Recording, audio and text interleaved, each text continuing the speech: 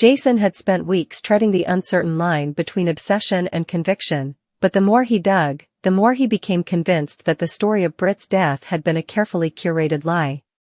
Her alleged demise never sat right with him, not just because of the lack of closure, but because of the whispers he heard in the shadows, the pieces of evidence that didn't quite add up. Britt was gone, yes, but gone wasn't the same as dead.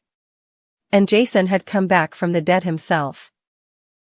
He knew what it meant when the world gave up on you too soon. Now, with each passing hour, he found himself moving closer to the truth that had haunted him since he first returned to Port Charles. And this time, he wasn't alone. It began quietly enough.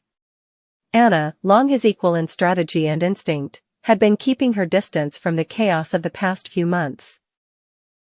But when Jason reached out with news that Liesl Albrecht was not only back in Port Charles but actively avoiding him, Anna's suspicions reignited. Liesl's return was no ordinary reappearance. There was a calculated edge to her silence, the way she maneuvered through the hospital halls like a shadow, unwilling to answer questions, especially ones tied to her daughter. Anna knew better than to assume anything when Liesl was concerned. She agreed to meet Jason, not as a WSB contact, but as a friend who understood what it meant to carry the weight of the past on her shoulders. Their conversation that Monday was terse, filled with half-spoken fears and open-ended theories. Jason believed Britt might have orchestrated her own disappearance, perhaps out of desperation, or perhaps to avoid a fate she feared more than death, succumbing to Huntington's. Anna had her doubts but admitted that in a world where faked deaths and secret facilities were routine, Britt faking her death was not only plausible, it was almost expected. Still, it didn't explain why Liesl had returned without warning or why she refused to offer even the faintest detail about her daughter's supposed final days. The next day brought Jason to Sunny. Their relationship had weathered enough storms for Jason to know that Sunny would hear him out, no matter how absurd the theory sounded. Sunny, too, had once been thought dead, lost in a life he never asked for, carrying a name that didn't belong to him. He knew how thin the veil between life and death could be, how easily people could be written off. Sunny listened carefully as Jason explained the inconsistencies, the silence from Britt's associates, the absence of a death certificate that should have been filed with international agencies. Jason wasn't asking for Sunny's blessing, he needed a second set of eyes, a trusted mind who could challenge his thinking if he was falling too far into hope. Instead, Sunny leaned back in his chair, gave Jason a long look, and said only, "If she's alive, you're going to find her." But Tuesday wasn't just about the past, it was about the present too. Sunny's own life had taken on new weight recently.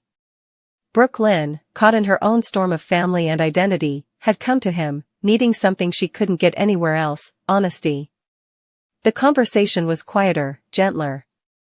Brooke Lynn wasn't just talking about her mother or her child, she was talking about the fear that had taken root in her heart, the sense that everything was shifting too fast for her to keep up. Sunny listened. He didn't pretend to have all the answers. But he reminded her that sometimes, being lost didn't mean being alone. That the people who stayed mattered more than the ones who vanished. It was the same truth Jason was chasing in Britt's name. Wednesday brought no clarity, only deeper shadows. Jason and Anna coordinated their next steps, deciding that if Liesl wouldn't give them the truth, they would find it elsewhere.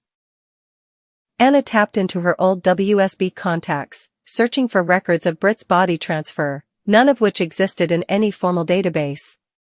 The absence was damning. Jason, meanwhile, pushed deeper into the hospital's records.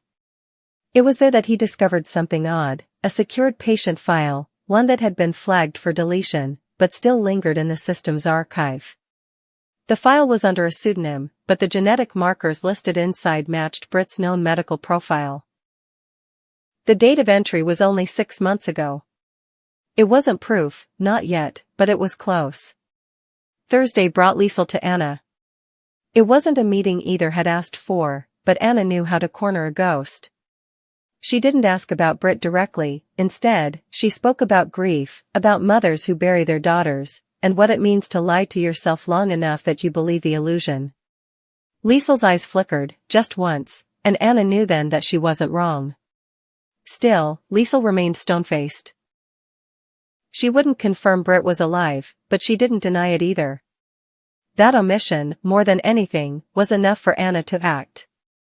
That same day, the sheriff, an old contact of Anna's from her more official days, stepped in quietly. He'd been monitoring movement in a nearby county where a long-term care facility had recently changed management and erased its records. The building had been purchased by a dummy corporation. One that traced back to a medical fund previously overseen by an anonymous benefactor believed to be Liesl herself. It wasn't concrete, but the implications were staggering. As the week wound to a close, Anna and Jason sat together in the old safe house just outside Port Charles, poring over their findings. It was Anna who gave voice to the lingering doubt: if she's alive, why stay hidden? What is she afraid of? Jason had no answer. But he couldn't shake the feeling that the Britt he knew, the woman who fought tooth and nail for control over her own life, would never allow herself to fade into oblivion unless the alternative was far worse. Perhaps she was hiding from something, or someone. Perhaps she was trying to protect the very people now trying to find her. Whatever the truth was, it had never felt so close. Jason knew the path forward wasn't going to be easy. The people who fake deaths don't do so lightly. If Britt had disappeared, she had done so with a reason strong enough to sever every connection she once held dear. And if Liesl was part of that secret, it meant the stakes were far higher than any of them had anticipated. But Jason didn't care about the risks. He had survived too much, lost too many people, to stop now.